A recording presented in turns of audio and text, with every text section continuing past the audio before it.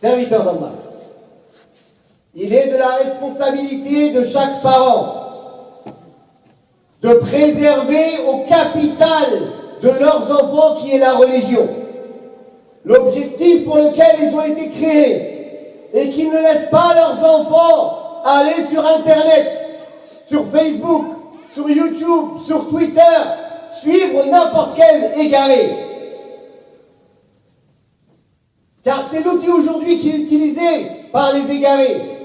Bien que, alhamdulillah, il y ait certaines choses bonnes et des gens de la sunna qui répondent la vérité sur ces moyens-là.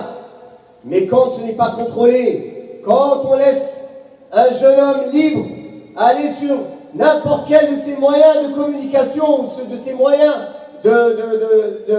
d'enseignement par les biais modernes, alors il est perdu. Surtout avec l'éducation de la jeunesse aujourd'hui.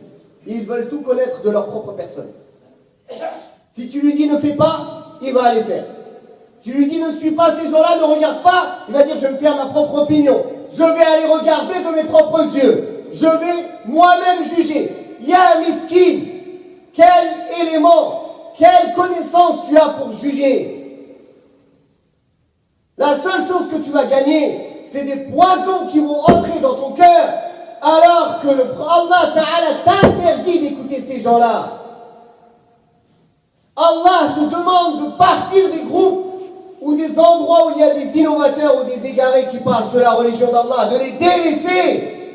Le prophète sallallahu alayhi wa sallam t'a interdit d'écouter ces gens-là.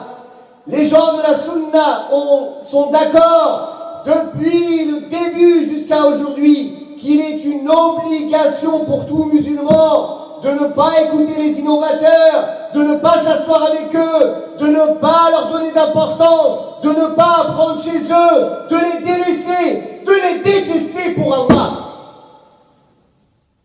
De les détester pour Allah. Alors aujourd'hui, nous trouvons les musulmans ne pas appliquer cela. Vouloir aller rentrer dans le poison et après courir partout pour chercher une guérison. Allah t'a ordonné de t'éloigner d'abord de ce poison, serviteur d'Allah. Les parents sont responsables. Et ça, c'est une occasion. On parle de ce sujet. Mais il y a beaucoup d'autres égarements sur Internet. Toute la perversité. Tout ce qui est lié à des choses interdites en islam. Ce dont on vient de parler. Comment alors trouvons-nous des parents musulmans qui laissent leurs enfants utiliser Internet sans surveiller? Et quand la majorité, comme vous savez en islam, le statut d'une chose est donné selon sa majorité. Si la majorité de ce qu'il y a sur Internet c'est mauvais, alors ça devient interdit si la personne n'est pas capable de se contrôler. Donc je lance ce message aux parents. Vous êtes responsables de ce que vos enfants regardent et suivent. Vous êtes responsables de chez qui vos enfants vont apprendre leur religion. Ne mettez vos enfants que dans les mains de quelqu'un de la sunna. Quelqu'un qui est connu pour son attachement à la voie du prophète sallallahu alayhi wa sallam.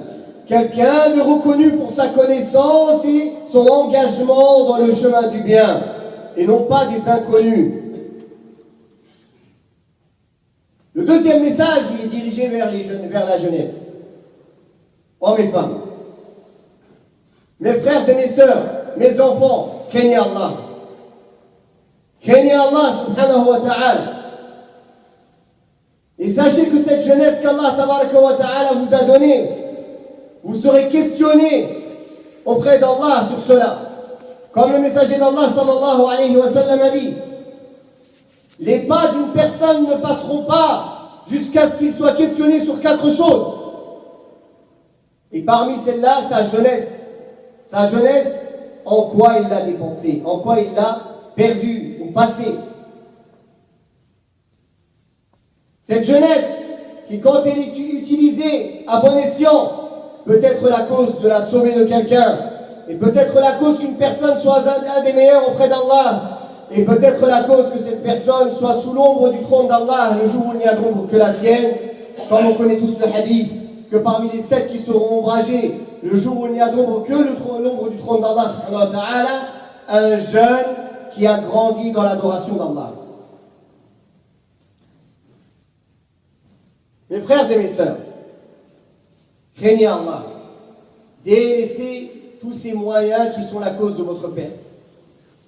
Délaissez YouTube, délaissez Twitter, délaissez Facebook, car vous n'êtes pas capable de contrôler ces choses-là. À moins que vous suiviez que des gens de confiance et vous écoutiez que des savants ou des étudiants de confiance. Mais sinon, délaissez tout cela. Laissez votre curiosité, votre mauvaise curiosité de côté, car c'est elle qui va vous mener à votre perte. Quand un savant vous dit qu'il est interdit d'écouter telle personne, ou qu'il vous met en garde contre une personne, c'est pour qui? C'est pour les ignorants comme vous, comme moi. Ce n'est pas pour les savants. Les savants savent reconnaître le bien et le mal. Alors quel intérêt d'aller chercher par soi-même après? À moins de chercher l'égarement, à moins de marcher au bord d'une falaise et après de se poser la question pourquoi on est tombé. Craignez Allah. Pourquoi vous mettez votre religion en danger? Est-ce que vous serez capable de mettre votre corps en danger? Vous mettriez votre corps aux mains d'un inconnu qui ferait de la chirurgie sur votre corps? Votre religion est la chose la plus chère. Et c'est celle dont vous allez répondre demain devant Allah subhanahu wa ta'ala.